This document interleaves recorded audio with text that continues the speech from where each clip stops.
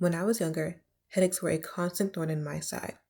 2 to 3 times a week, my head felt like a squeezed lemon, waiting to explode. Naturally, I turned to my mother to make everything better, and she turned to the medicine cabinet, offering a Tylenol pill and a big glass of water. Lo and behold, my headache would vanish. Whether it's a headache or muscle sprain, most of us have reached for pain medications such as Tylenol or aspirin in the past. But how do they work? Today, we'll explore the world of over-the-counter pain medication.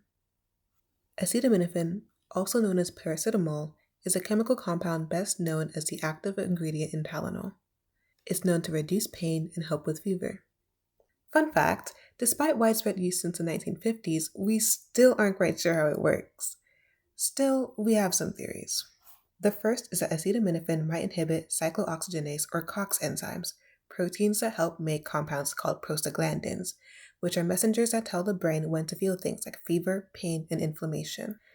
It's also thought that the body turns acetaminophen into a compound called AM404. This compound blocks receptors in the nervous system which help to regulate temperature and detect pain. So, messages saying, "This hurts," or "I feel feverish," don't get delivered. While this drug is effective, just like with any medication, it's important that you remain vigilant. Taking an appropriate dosage avoids side effects such as liver damage or liver failure, which can result in death.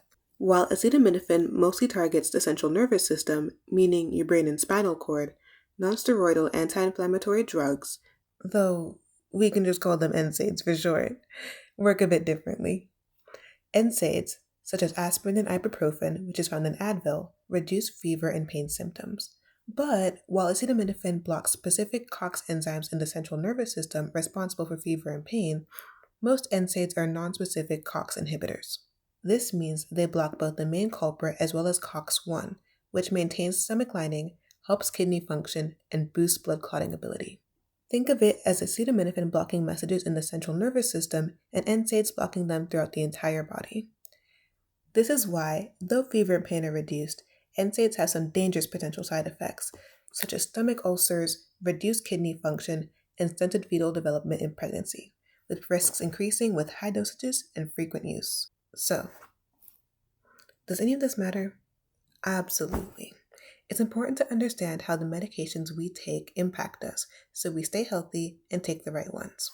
The specificity of acetaminophen makes it great for headaches and fever, but the well-roundedness of NSAIDs make them better for menstrual cramps, arthritic pain, and inflammation. So, the next time you reach for a pain medication, think, should I call in a specialist, or is this a job for the whole team?